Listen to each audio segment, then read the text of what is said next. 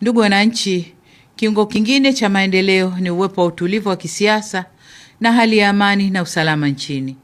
Mwaka 2025, pamoja na mafanikio makubwa tuliyoyapata, tulipitia pia changamoto na mitihani iliyotugusa sote. Takumbukwa kuwa mwezi Oktoba mwaka huu tulipitia nyakati ngumu zilizohitaji subira, mshikamano na uzalendo. Kwa dhati kabisa, ninavishukuru vyombo vyetu vya ulinzi na usalama nchini na wananchi wote kwa ujumla kwa kuendelea kudumisha amani, umoja na mshikamano wa taifa letu. Tumeweza kuthibitishia ulimwengu kwamba Tanzania ni taifa imara, himilivu na lenye kujitahidi kushughulikia changamoto zake. Tunapoanza mwaka 2026, serikali imejipanga kujenga umoja wa kitaifa nchini.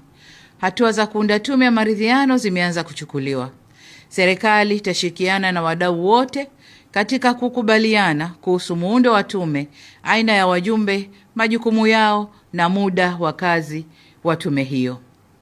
Nitoe rai kwenu ndugu zangu wa Tanzania kwamba tunapoendelea kulijenga taifa letu, tusikubali tofauti za kiitikadi au kimtazamo zitugawe na kutupotezea malengo yetu ya maendeleo na ustawi wa taifa letu.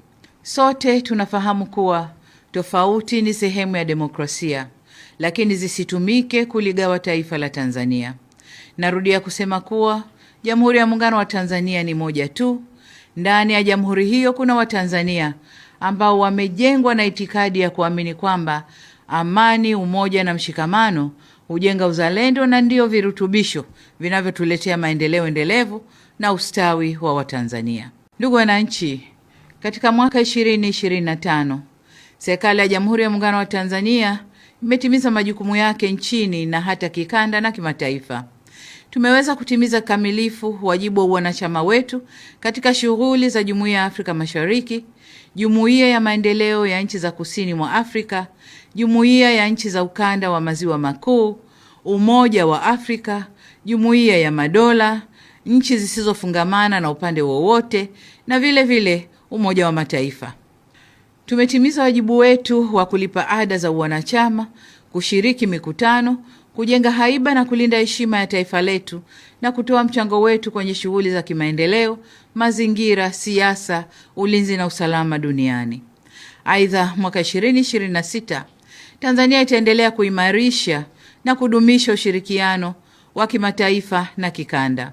Vile vile, Tanzania itaendelea kutumia diplomasia ya uchumi kuvutia uwekezaji, kukuza biashara na kujenga ustawi wa watu wake, sambamba na kusimamia ulinzi wa taifa na mchango wake katika amani na usalama barani Afrika na duniani kwa ujumla.